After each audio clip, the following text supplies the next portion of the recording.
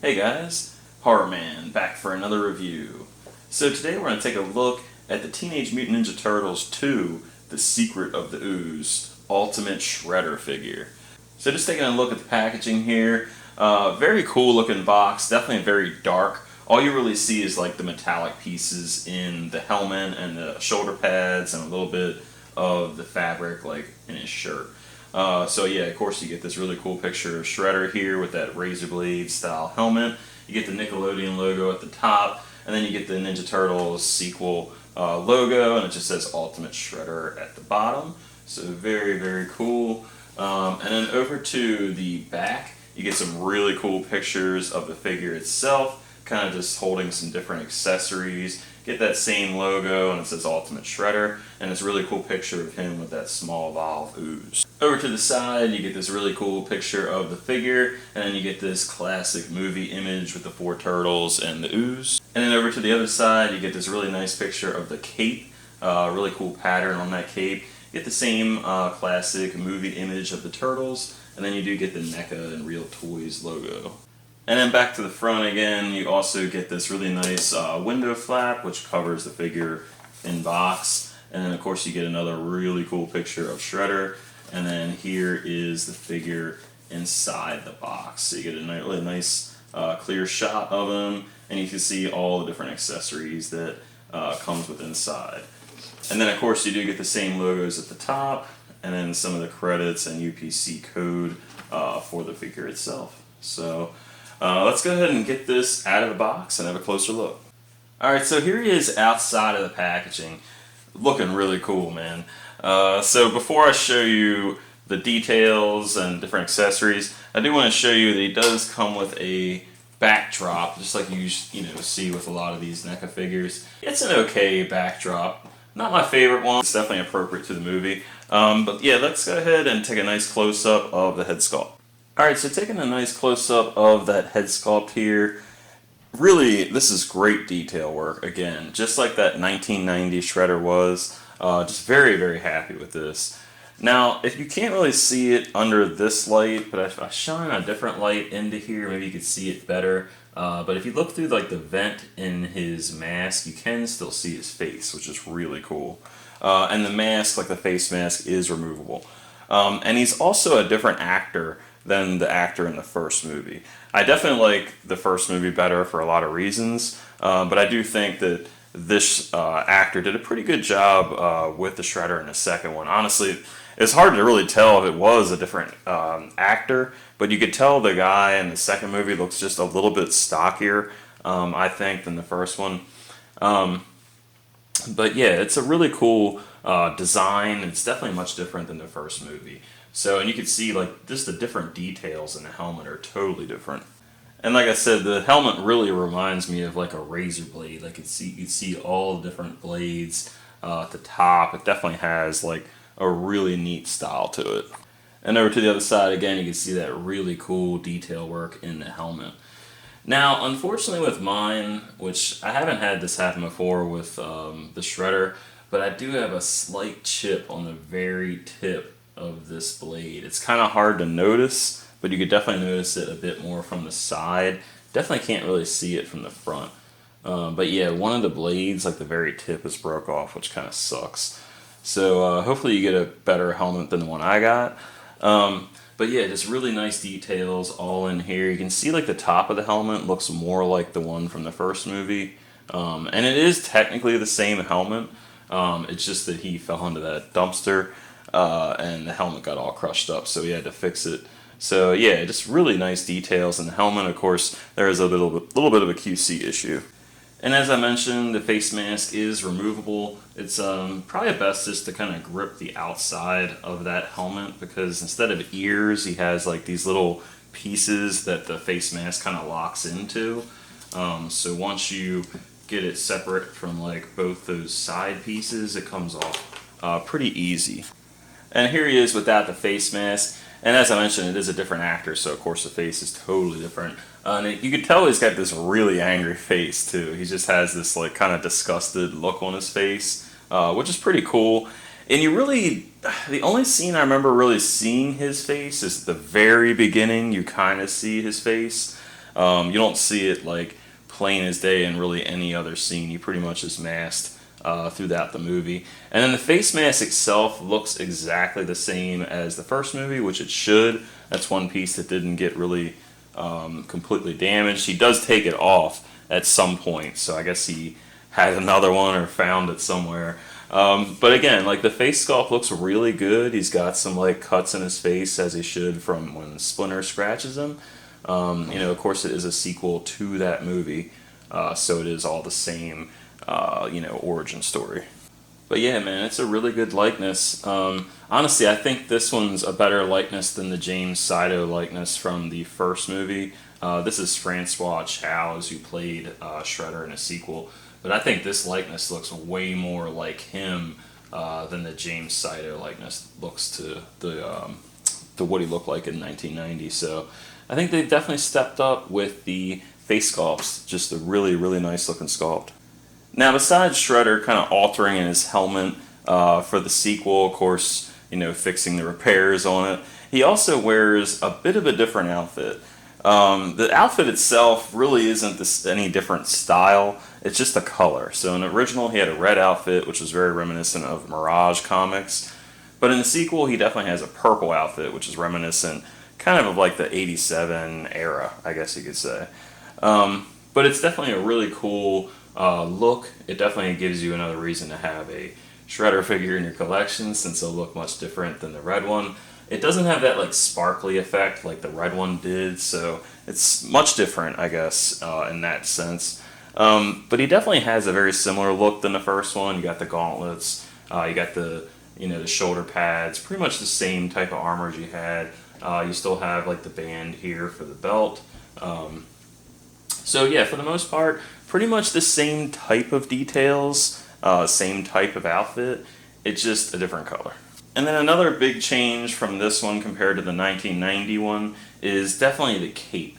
The first one had a bit like the same type of style cape, but it had like these stripes in it. So this one has a much different design. Not sure what you would call this design. It almost reminds me of like roses or something.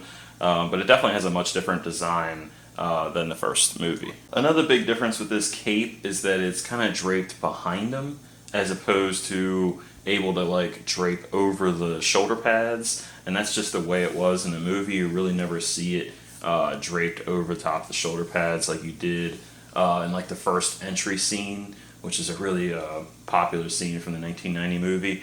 But it's nice how it kind of just drapes kind of behind the character, so definitely very accurate to the movie. I don't want to go over too much with the articulation here, because honestly, it's the same articulation as it was on the 1990 figure, so if you're used to that, you pretty much know what you're getting into. You have the same type of double elbow, I guess you would call that a double elbow. It's just that like same type of NECA joint that you're used to seeing, and you do get some really nice range out of that. And then you get the same type of joint on his leg. It's a little stiff on this other leg, but yeah, you can get it to bend more. I'm just not getting it right now. But he does have like double joints on the knees, on the elbows. The legs can go out pretty far. I mean, he's a ninja, so you gotta get some pretty good karate kicks going. If anything's different, maybe the helmet, just because it does drape back. It almost seems to drape back a little bit farther than the other one. But for the most part, yeah, I mean, like, all the articulation's pretty much the same as the first one. So if you have the 1990 Shredder, pretty much know what you're getting into.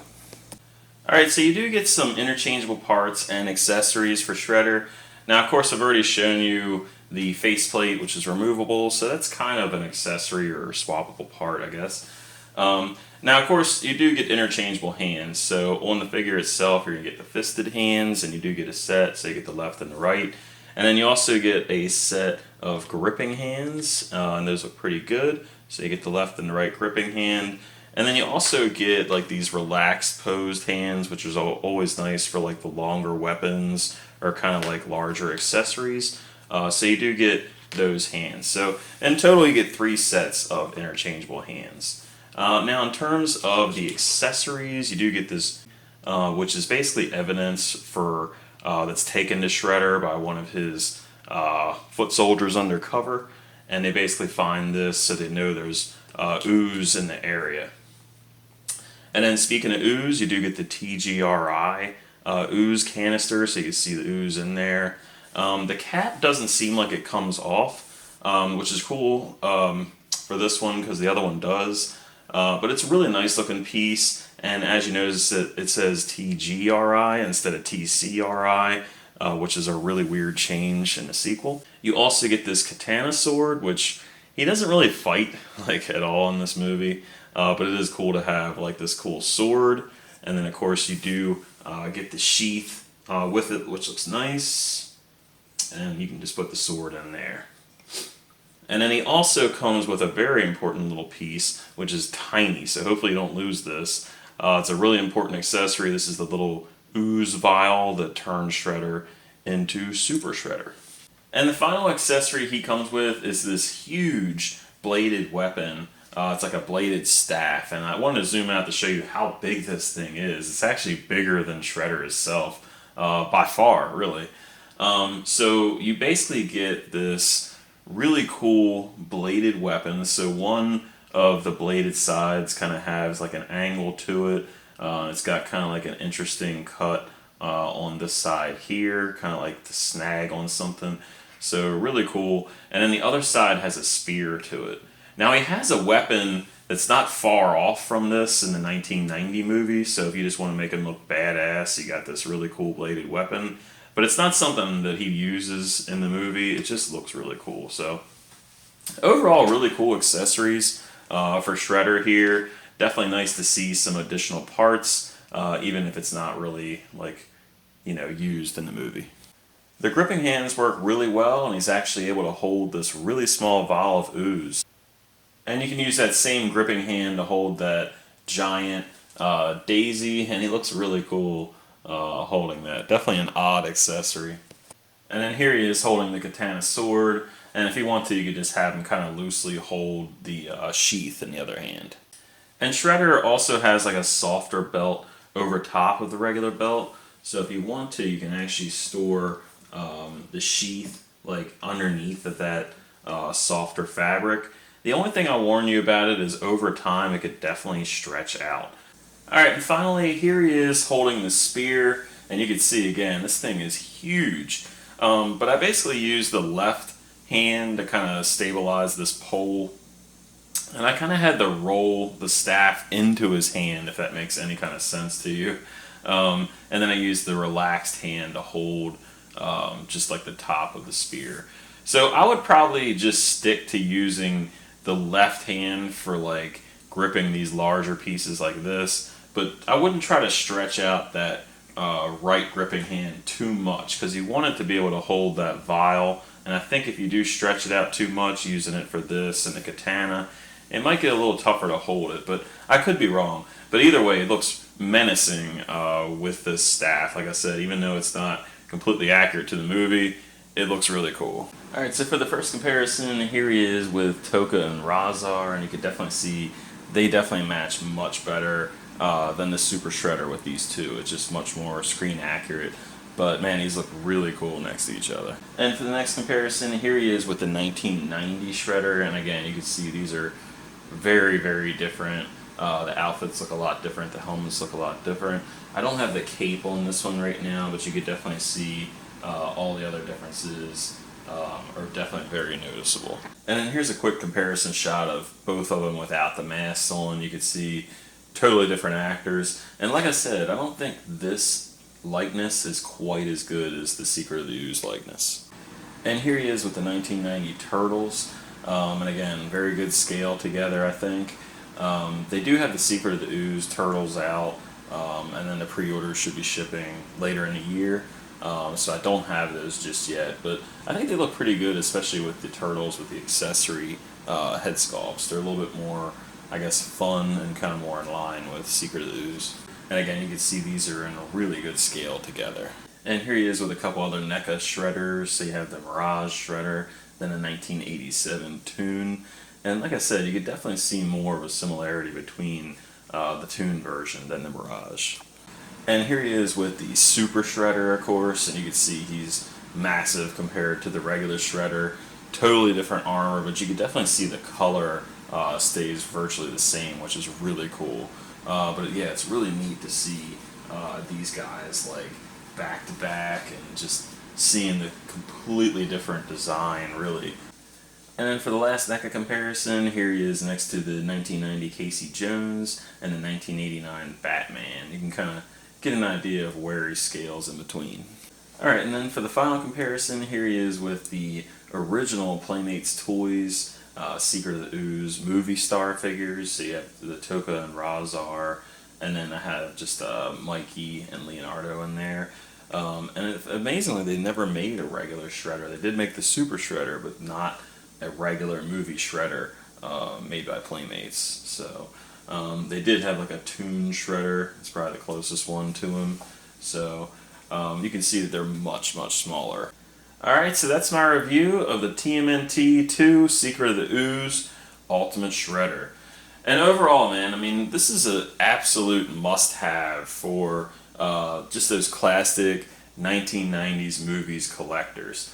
If you're a fan of those old movies, very good chance the first two movies are probably your absolute favorite, and you just gotta have this figure in your collection. The accessories and just like the overall details really make this figure, in my opinion.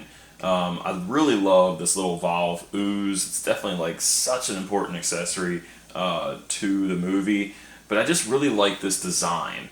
Even if you don't love the movie, the designs are still really cool and really fun. So yeah, if you've been collecting this line, you're definitely going to want to pick this one up. It definitely will match with the Secret of the Ooze much better than the original and much better than the Super Shredder, especially if you're posing them with something like Toka and Razar. But I would highly recommend it, aside from that one little QC issue, which unfortunately was really pretty much impossible to see from the packaging. Besides that, it's pretty much almost a perfect figure. I mean, it's a really nice representation, really cool design, and yeah, I would definitely recommend it for anyone that's just into the NECA movie stuff, or if you really like Secret of the Ooze. So thanks for watching my review. Definitely thanks to Eric for sending this out to me, and if you like the video, please like the video. If you want to see more videos like this, please subscribe. If you have a question or comment, please leave it. And until next time, guys, see ya.